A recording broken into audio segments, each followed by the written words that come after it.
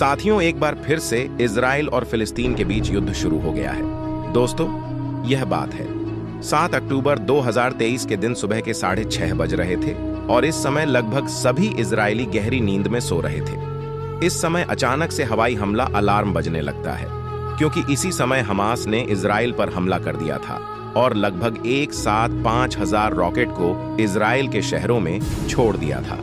दोस्तों, ये 5000 रॉकेट सुनने में भले ही थोड़ा आसान लग रहा होगा, लेकिन 5000 रॉकेट छोड़ने का मतलब है युद्ध को बुलावा देना।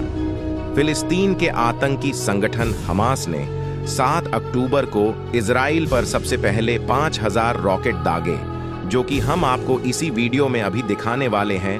फिर जमीन, समंदर और आसमान से हमास के आतंकी इजराइल में घुसपैठ कर दी। सैकड़ों इजरायली नागरिकों को बंधक भी बना लिया। भारत ने इस युद्ध में इजराइल का समर्थन किया है और आतंकवाद के खिलाफ भारत हमेशा से खुलकर विरोध करता है। दोस्तों, अगर आप हमारे प्यारे देश भारत से हो तो और आपका भी दिल हर किसी की मदद करना चाहता है, तो आप हमारे छोटे से चैनल सिलेक्शन पॉइंट्स को सब्सक्राइब करके हमारी छोटी सी मदद अवश्य करें। दोस्तों, फिलिस्तीन और इजराइल के बीच छोटे मोटे युद्ध हमेशा होते रहते हैं, इसलिए इजराइल के शहरों में आयरन डोम लगा हुआ है।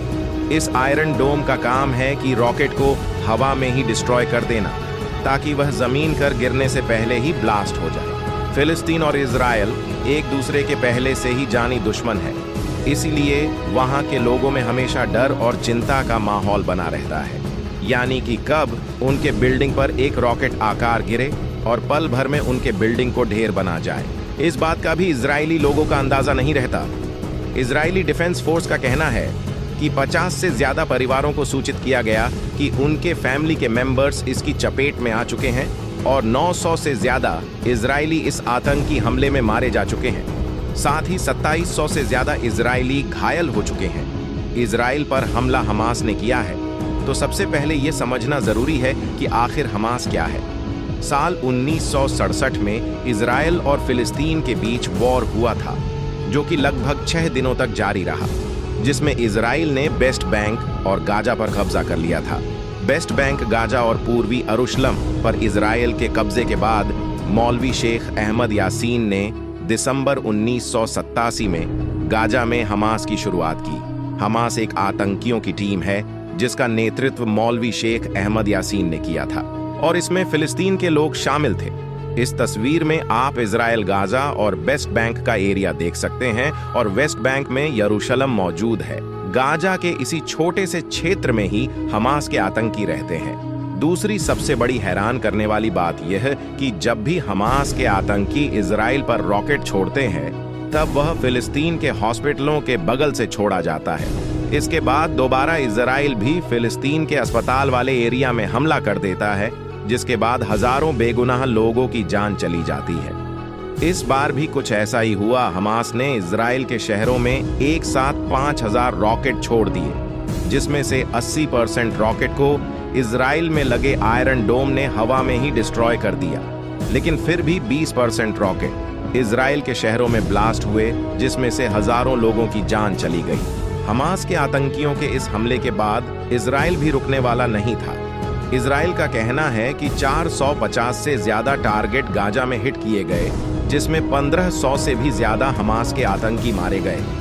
इजराइल ने गाजा पर हमला करने के बाद लगातार अपनी आर्मी को और भी ज्यादा इंक्रीज करता जा रहा है। अगर हमास के सपोर्टर की बात करें तो इराक और सऊदी अरब जैसे देश इनके साथ हैं, लेकिन इजराइल भी रुकने का नाम नहीं ले रहा है और लगातार आगे की तैयारी को बढ़ा रहा है।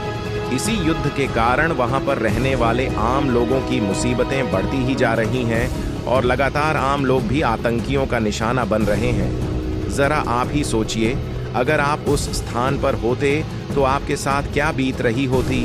अगर ऐसे ही लगातार युद्ध बढ़ता रहा तो यह युद्ध काफी ज्यादा भीषण हो सकता है और आजू बाजू के कई इलाकों में फैल सकता है। इजराइल का कहना है कि इस बार हमास को पूरा खत्म कर देना चाहता है।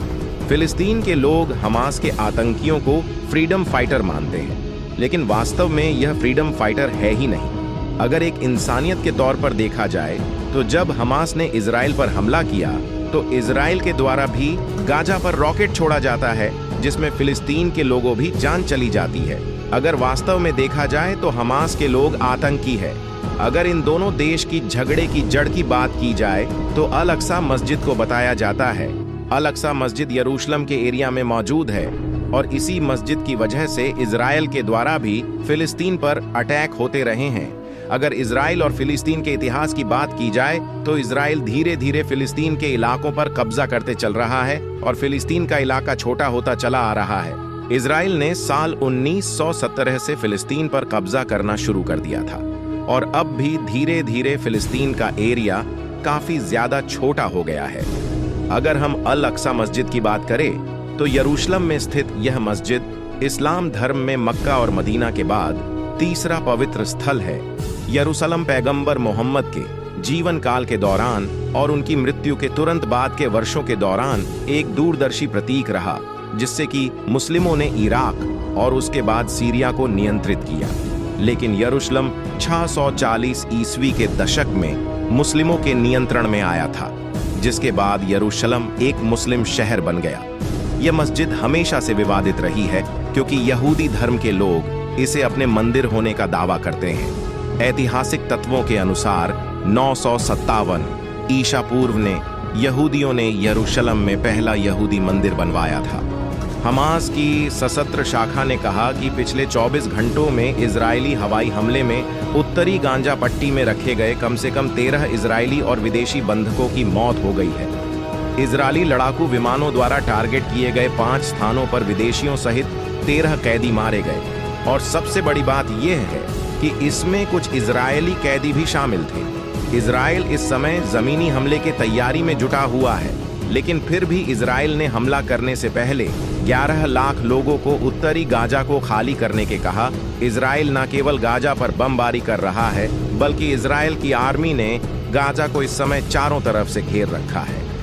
गाजा में मौजूद लगभग 24 लाख लोग इस समय डर के माहौल में जी रहे हैं। इजराइल ने गाजा के इलाकों की बिजली, पानी और भोजन को सप्लाई करना पूरी तरह से बंद कर दिया है। गाजा में लगभग 64% लोगों को खाद्य असुरक्षित माना जाता है, यानी कि उनके पास पर्याप्त मात्रा में भोजन तक विश्वसनीय पहुंच नहीं है। इजराइल हमले के बाद यह स्थिति और भी बदतर होती जा रही है। सभी अस्पताल पूरी तरह से बिजली पर ही निर्भर रहते हैं, लेकिन इजराइल ने इस समय गाजा में बिजली सप्लाई करना बंद कर दिया है। दोस्तों, आज की ताज़ा अपडेट निकलकर सामने आई है। इजराइल और हमास के बीच चल रहे संघर्ष के बीच हमास का एक बड़ा कमांडर मारा गया है।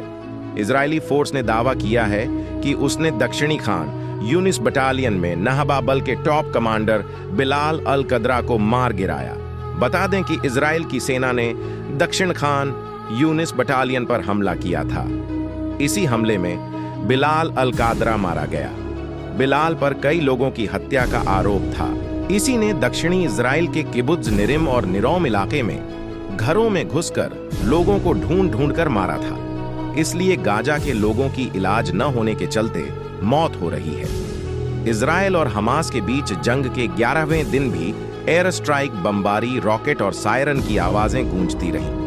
इस युद्ध में अब तक 200 से अधिक लोगों की जानें जा चुकी हैं और दोनों पक्षों की तरफ से दी जा रही धमकियों से यह तय है कि हमले और मौत के आंकड़े और बढ़ेंगे। इस बीच गाजा में लाखों लोगों के सामने भोजन, पानी, दवाई और बिजली जैसी बुनियादी जरूरतों का संकट और गहरा गया है।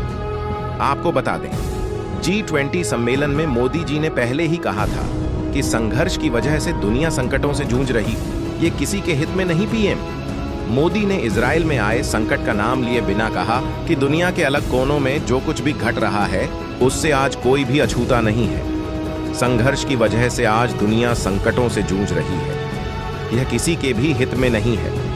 मानवता के सामने जो बड़ी चुनौती है उसका समाधान बटी हुई दुनिया नहीं दे सकती। यह शांति और भाईचारे का समय है, साथ आगे बढ़ने का समय है और यह सबके विकास और कल्याण का समय है। हमें वैश्विक विश्वास के संकट को हटाना होगा और मानव केंद्रित सोच पर आगे बढ़ना होगा। हमें विश्व को एक पृथ्वी, एक परिवार और एक भविष्य के साथ आगे बढ़ाना होगा।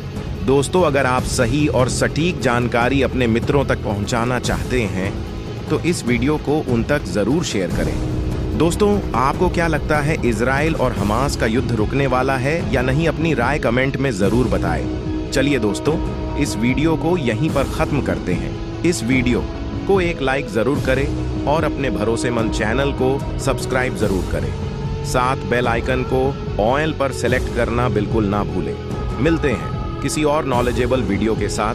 वीडियो को अंत तक देखने के लिए धन्यवाद।